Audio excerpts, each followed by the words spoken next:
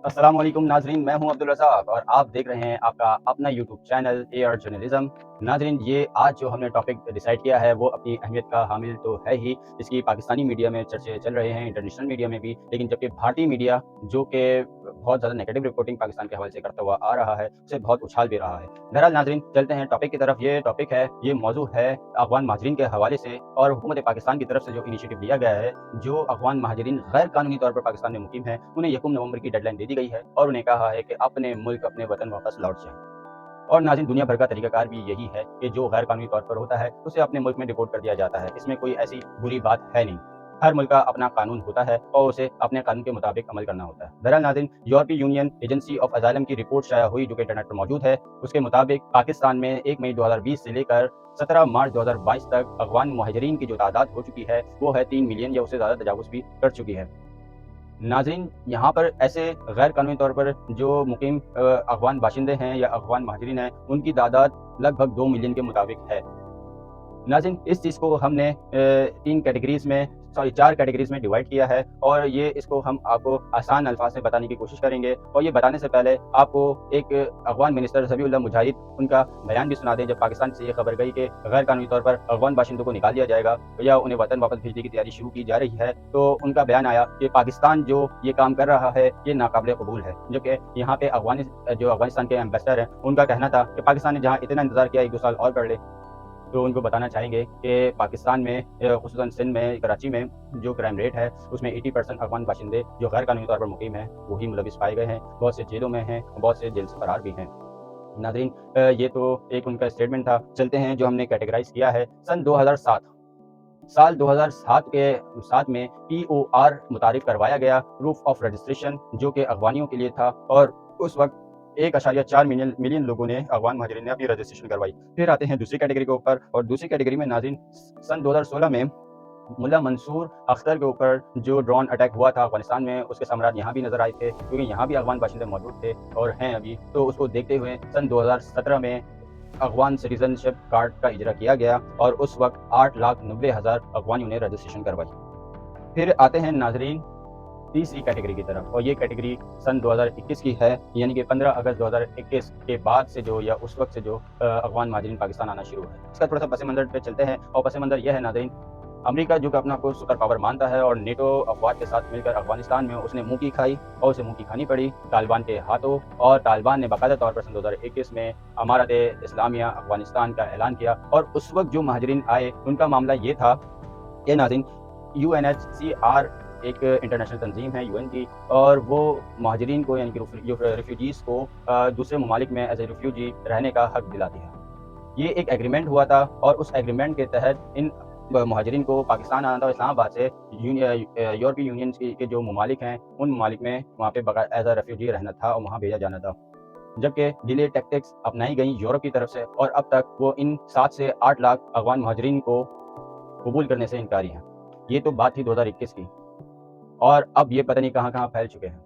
नाजरीन, जो चौथी कैटेगरी थी वो बड़ी अहमियत की हामिल है। 80 और 90 की दहाई में सोवियत यूनियन के जब आखिरी दिन गिने जा रहे थे या उस वक्त जंग चल रही थी, तो अफगान महाजरीन बड़ी तादाद में पाकिस्तान आए। पाकिस्तान ने उन्हें खुले दिल से तस्लीम किया, उन्हें रहने का हक दिया मुकामी सतह पर, लेकिन उनकी कोई रजिस्ट्रेशन नहीं थी और उनकी तादाद क्या है किसी को नहीं मालूम। अब तो उनकी पाकिस्तान में तीसरी नस्ल भी परवान चढ़ चुकी है या चढ़ रही है। नाज़रीन, ये तो थे कुछ आदाद शुमार जो हमने आपके साथ शेयर किए। अभी हाल ही में सऊदी अरबिया में 1250 ऐसे लोग पकड़े गए हैं जो कि अफगान महाजरीन थे और पाकिस्तान से वो जाली शनाख्ती कार्ड और जाली पासपोर्ट के जरिए वहाँ पहुँचे। बहरहाल उसके खिलाफ तो हुकूमत पाकिस्तान ने सेक्शन 18 के तहत कार्रवाई का आगाज शुरू कर दिया है और ऐसे लोगों को नोटिस भेजे जाएंगे और फिर जो कानून के मुताबिक उनके साथ सलूक होगा वो किया जाएगा। नाज़रीन, यहाँ पर हम आपको एक बात बताते चलें कि पाकिस्तान ने तो अफगानियों को, अफगान महाजरीन को खुले दिल से तस्लीम किया, लेकिन इन्होंने हमारे साथ क्या किया? नाज़रीन, 80% जो कराची और सिंध को मिलाएं तो उसमें जितने भी क्राइम हैं उसके अंदर अफगान महाजरीन शामिल हैं और उसमें स्मगलिंग, ड्रग्स, ह्यूमन ट्रैफिकिंग, इसके अलावा स्नैचिंग, इन सब में ये शामिल या मुलविस पाए जाते हैं। ये तो वो मिसाल हो गई कि अगर मैं किसी को अपने घर में बुलाता हूँ या उसको रहने की जगह देता हूँ तो उस शख्स की ये जिम्मेदारी ये होती है कि वो इज़्ज़त और एहतराम के साथ रहे, ना कि मेरा गिरबान पकड़े, ना मुझे कोई नुकसान पहुँचाए। नाज़रीन, इसकी मिसाल मैं आपको देता चलूँ कि افغانستان کی جو کرکٹ ٹیم ہے وہ بھول چکی ہے کہ ان کو دنیا کی کرکٹ میں کوئی نہیں جانتا تھا. وہ پاکستان ہی تھا کہ جس نے NCA میں 3 مہینے میں ان 3 ماہ کے ان کے لیے کیمپس لگائے, انہیں کرکٹ سکھائی, انہیں کٹس دی اور انہیں ہر فیسلٹی دی. اور آپ دیکھیں گے جب بھی افغانستان کا پاکستان سے مقابلہ ہوتا ہے تو افغانستان کی جو باڈی لینگویج ہوتی ہے وہ ایسی ہوتی ہے کہ وہ کسی سے جنگ لڑ رہے ہوں. اتنا تو انڈیا اور پاکستان کے میچ میں بھی نہیں ہوتا جتنا افغانستان پاکستان کے خلاف اس طریقے سے کھیلتی ہے. حال ہی میں ابھی آپ نے دیکھا ہوگا کچھ دنوں پہلے پاکستان ورلڈ کپ میں اپنی خراب پرفارمنس کے وجہ سے افغانستان سے شکست کھا چکا ہے, اور اس میں افغان کرکٹ ٹیم کی بڑی بہترین پرفارمنس تھی. جو کریڈٹ ہے وہ دینا چاہیے, چاروں شان چت کیا, بالنگ دیکھ لیں, بیٹنگ دیکھ لیں یا اس کے علاوہ فیلڈنگ دیکھ لیں. ناظرین, جو ان کے مین آف دا میچ تھے, جب ان کو مین آف دا میچ کی ٹرافی دی گئی اور ایک روایت کے مطابق جب ان سے انٹرویو لیا جا رہا تھا تو انہوں نے ایک اسٹیٹمنٹ دیا. اس اسٹیٹمنٹ کو بتانے سے پہلے میں آپ کو ایک اسٹیٹمنٹ بتاتا چلوں جو ہمارے پاکستانی کرکٹر ہیں محمد رضوان, انہوں نے ایک اسٹیٹمنٹ دیا تھا کہ وہ اپنی جیت کو, اپنی سنچری کو فلسطینی عوام کے نام کرتے ہیں. انڈین میڈیا نے اس کو بہت نیگیٹو رپورٹنگ کری اور بہت اچھالا اور بہت زیادہ نیگیٹو کمنٹس پاس کیے. اس کے علاوہ انڈیا پاکستان کے میچ کے دوران جب محمد رضوان آؤٹ ہو کر پویلین میں واپس جا رہے تھے تو محمد رضوان کو دیکھ کر انڈین عوام نے جے شری رام کے نعرے لگانا شروع کر دیے. انڈیا ہے تو بڑا اچھا ملک, لیکن وہاں کی عوام کو اپنا دل بڑا کرنا پڑے گا پاکستانیوں کی طرح. بہرحال ناظرین, اسٹیٹمنٹ آپ کو بتاتا ہوں. وہ اس کرکٹر جو مین آف دا میچ تھا اس نے کہا کہ میں اپنی اس جیت اور مین آف دا میچ ایوارڈ کو ان افغان باشندوں کے نام کرتا ہوں جو پاکستان سے نکالے جا رہے ہیں.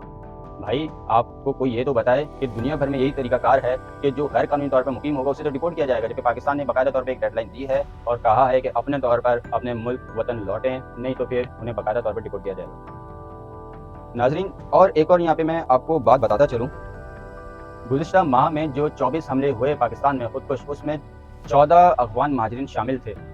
تو سیکیورٹی رسک تو پاکستان کے لیے بہت بڑا ہے, اور وہ سارے ملوث وہی لوگ ہیں جو غیر قانونی طور پہ جنہوں نے رجسٹریشن نہیں کروائی ہے. جو رجسٹرڈ ہیں وہ رہ رہے ہیں, انہیں حکومت کچھ نہیں کر رہی, باقاعدہ طور پہ ان کی ویریفیکیشن ہو رہی ہے, وہ رہتے رہے اپنے کام جو بھی کر رہے ہیں کرتے رہے, ہمیں کوئی اعتراض نہیں. لیکن جو غیر قانونی طور پر ہے, انٹرنیشنل لا بھی ہے, تو اس کو پر عمل کرنا پڑے گا. بہرحال ناظرین, یہ ہم نے آپ کو جو ایک پورا موضوع بحث چھڑا ہوا ہے میڈیا میں, انٹرنیشنل میڈیا, پاکستانی میڈیا اور خصوصاً انڈین میڈیا میں, اس چیز کو ہم نے, اس پورے موضوع کو ہم نے کوشش کری کہ کم الفاظ میں, کم وقت میں آپ تک پہنچایا جائے تاکہ آپ بھی اس افغان مہاجرین کا جو مسئلہ ہے اسے بخوبی سمجھ سکیں.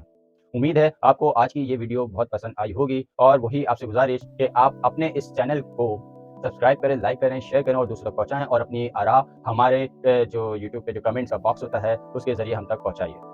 اللہ تعالیٰ ہم سب کا حامی و ناصر ہو اور ہم سب پر اپنا رحم و کرم فرمائے. آمین. جزاک اللہ.